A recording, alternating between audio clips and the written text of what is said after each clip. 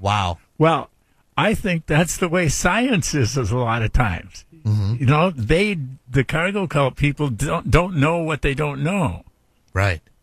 Interesting. And it's the same thing true with science. We go down these crazy roads, and we just say, oh, look at what we can do. And as we were talking way earlier in the show, Mother Nature is going to do something about it. Mm-hmm. Is already, I think. Well, the millions of people with diseases, I was told, I got my diagnosis of diabetes, and my doctor's like, don't feel bad, you're not alone. 9 million Americans, allegedly, are going to get diagnosed with diabetes in the next year to 2 years. 9 million. Yeah. Out of 300 million. That's not a lot. I mean, that's not a lot of people that aren't. It's like, wow.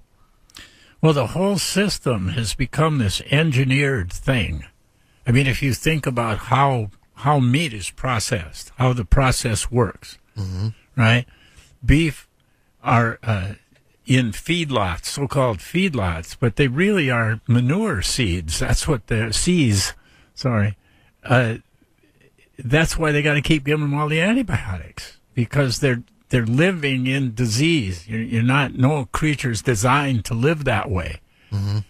And then they're butchered, and then all of a sudden there's, a zillion pounds of beef get recalled. No wonder. And then the amazing thing is the manure is now a waste problem. It's not a waste problem when the cows or the beef cattle, the animals were on a farm, preferably a family farm. Mm-hmm. And which are disappearing too. Which are disappearing in the name of agribusiness. So we've devised this whole culture, and we worship the technology, we worship the science.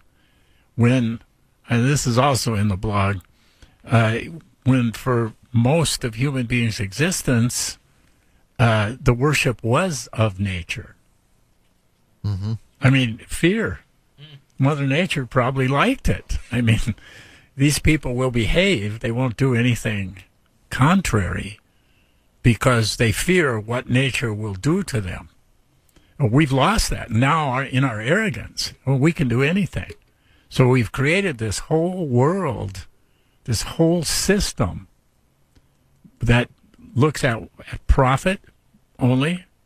I mean, I have no problem with people making a profit for what they do. Mm-hmm. But I haven't been able to figure out how to yet in all my years. I've been trying to do that. I haven't done it yet. I understand that completely. Yeah. I still owe Monopoly debt from games I played when I was 12. But anyway, so we've got this crazy system. And I tend to believe the reason we have this system is because ego is the most important aspect of our being mm-hmm. to many, many people.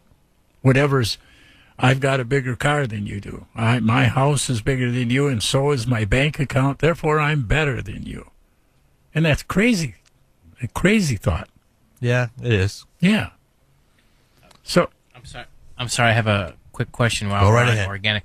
Here's the thing. I've got a vacation coming up, and I've decided that on my vacation that I want to eat only things out of the produce department. This is where I'm starting this is where I'm starting. And I'm thinking about everything that you're saying. So, what about like organic milks? I mean, because of my kidney stone issue, I'm really trying to fade away from dairy type things. However, I still like cheese at some point, but I'm going to cut that way back. But I like cereal in the morning. People tease me, "What are you, 5? You like cereal? What's the problem?" I'd like a bowl of cereal. I eat cereal every day. And I know there's organic types of cereals. I'm not worried about that. But what do you do? What do you do for the milk aspect? I know there's like almond milks out there. I know there's soy milks out there. What are your thoughts on the dairy aspect? If you're going to go holistic or milk of magnesia, organic, that sort of thing. Yeah. What do you think about that?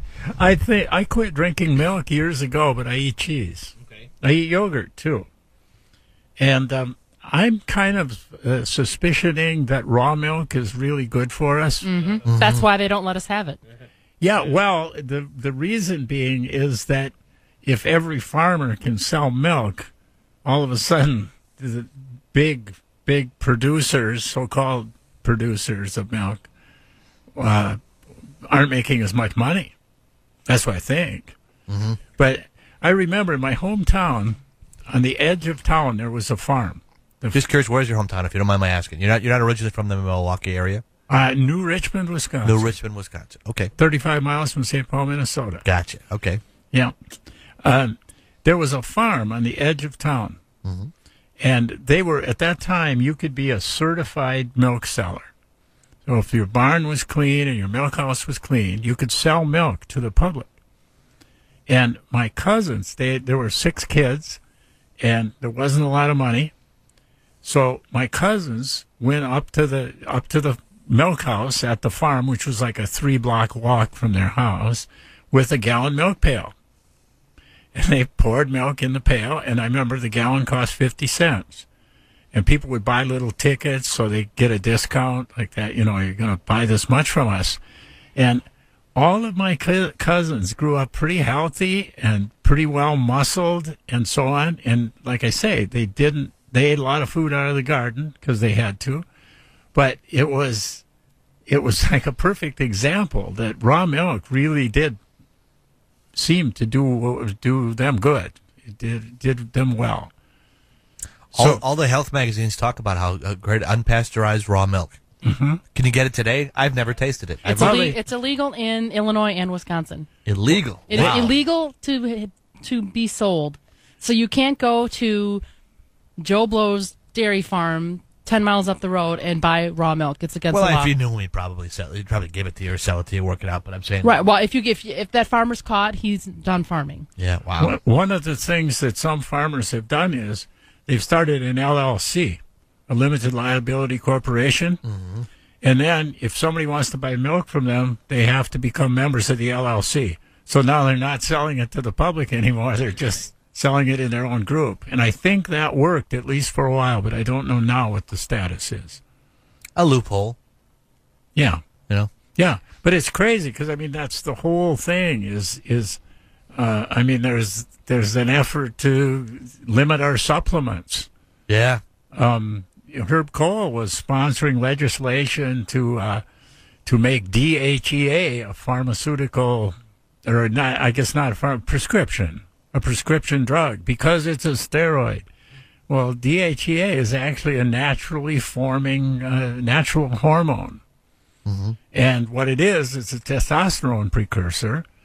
And as men get older, a lot of times their voices get kind of high and they're losing testosterone. It's a natural course of events. Take 25 milligrams of DHEA a day, and that doesn't happen. So I sent Cole a letter, and I also sent him an idea of some movies he might want to watch. And then I never heard anything about the legislation after that. So I don't know. But, I mean, you know, that's part of the craziness. It's like the whole cycle is built on buy a politician passes laws that favor you, your business, your company, if it's large enough, and prevent the little guy from... Now, you familiar with the Monsanto Corporation? Monsanto. Let me see. No or yes? Are they the ones that sued the Canadian farmers for growing there? Yeah, I know who they are. I mean, they're sort of the epitome of evil as far as I'm concerned. So, for those people that don't know, I'm sure there are people listening that don't know. Can we, in a nutshell, just describe what they are and who they are and what they do? Well, they engineer seeds. They design seeds that the plants will not make seeds that can be planted again, like heirloom seeds, which is what I use, grow. Their seeds are so-called Roundup Ready, which means I believe the plants are immune to treatments of Roundup so they can kill any weed they want to in the field. It all sounds very good. They've pushed this stuff in India, and what happens is the Indian farmers are sold all of this. You're going to get all this crop yield will be much greater, and so on. And so they borrow money to buy into the program. Mm-hmm. Then it doesn't work out so well. If they don't get the yield that they were supposed to get, they now have no way to pay their debt off. Consequently, the suicide rate among farmers in India has skyrocketed. Wow. Yeah.